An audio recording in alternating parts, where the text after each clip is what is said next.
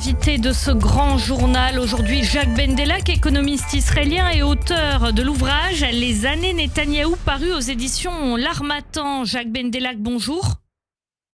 Oui, bonjour Eva. La guerre, ça signifie en Israël le rappel de plus de 300 000 réservistes et l'explosion aussi des dépenses publiques pour financer le relogement de dizaines de milliers d'Israéliens contraints de quitter leur domicile proche de Gaza ou du Liban à cause des attaques incessantes du Hamas et du Hezbollah et de la guerre qui fait rage, sans compter l'envolée des dépenses de défense. Conséquence, l'agence de notation Fitch a fait passer Israël de la notation de A+ à A. Aujourd'hui avec vous, nous nous intéressons à ce front précis parce que oui, la guerre, ce n'est pas que la guerre sur le terrain contre le terrorisme, la guerre, c'est aussi un pays et c'est aussi des gens qui, même s'ils ne sont pas directement sur le front, la subissent de plein fouet. Vous êtes économiste, chercheur, on connaît l'esprit de résilience légendaire des Israéliens, mais 315 jours de guerre, c'est inédit dans l'histoire d'Israël. Quelles conséquences concrètes ça a dans la vie de l'Israélien de tous les jours ? Oui, c'est une guerre exceptionnelle par sa durée, par son ampleur, son intensité, et donc qui va avoir un coût exceptionnel. Dans la vie quotidienne, ça veut dire que les Israéliens qui sont le plus touchés sont les Israéliens les plus pauvres.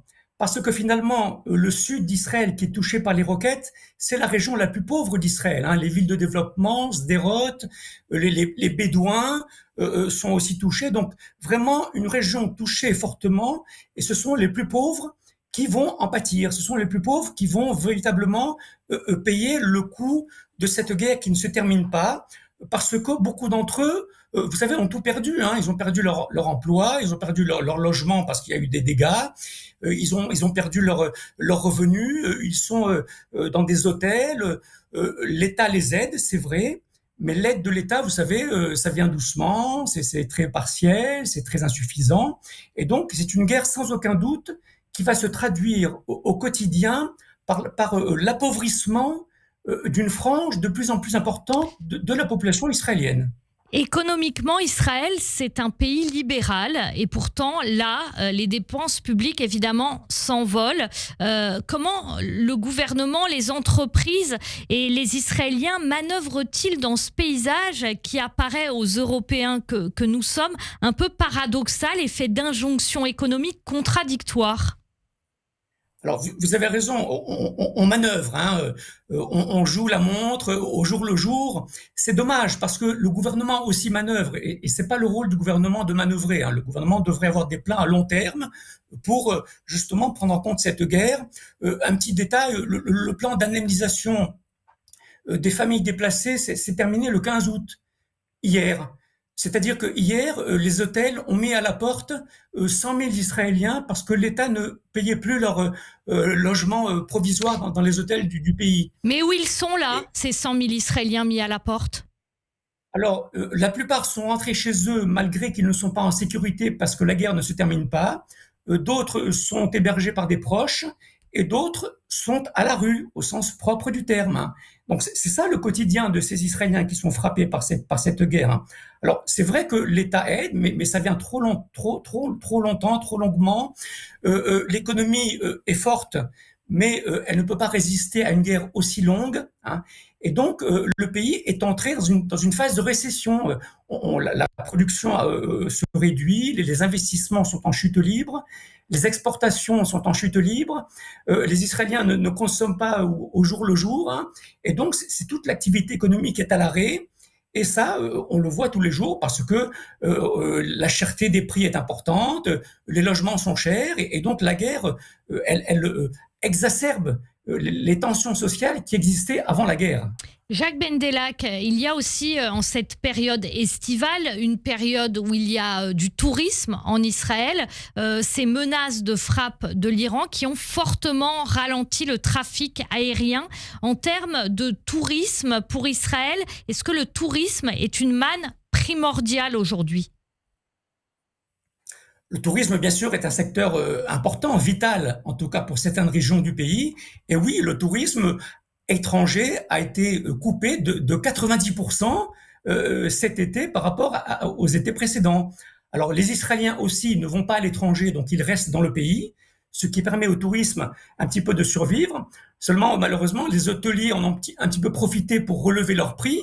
Et donc ça aussi, ça coûte cher pour l'Israélien qui reste dans le pays, alors que El Al a connu des profits énormes depuis le début de cette année, parce que c'est une des seules compagnies qui continue de tourner. Donc oui, le tourisme et l'agriculture, j'allais dire, ce sont les deux secteurs qui vont pâtir directement de cette guerre et dont la remontée sera longue, parce qu'on ne se remet pas aussi facilement d'une guerre aussi complexe. Jacques Bendelak, vous l'avez dit tout à l'heure, les aides pour loger les Israéliens qui se trouvent dans les zones de conflit, elles ont été arrêtées hier.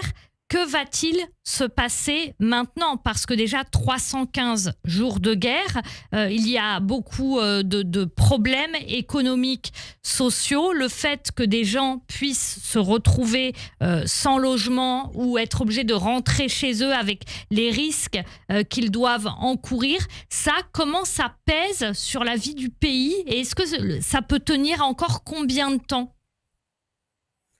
Justement, ce qui est plus grave, c'est que on est dans une incertitude. C'est-à-dire, on ne sait pas ce qui va se passer demain. On ne sait pas quand la guerre va se terminer. Ceux qui sont déplacés ne sont pas quand est-ce qu'ils vont rentrer chez eux.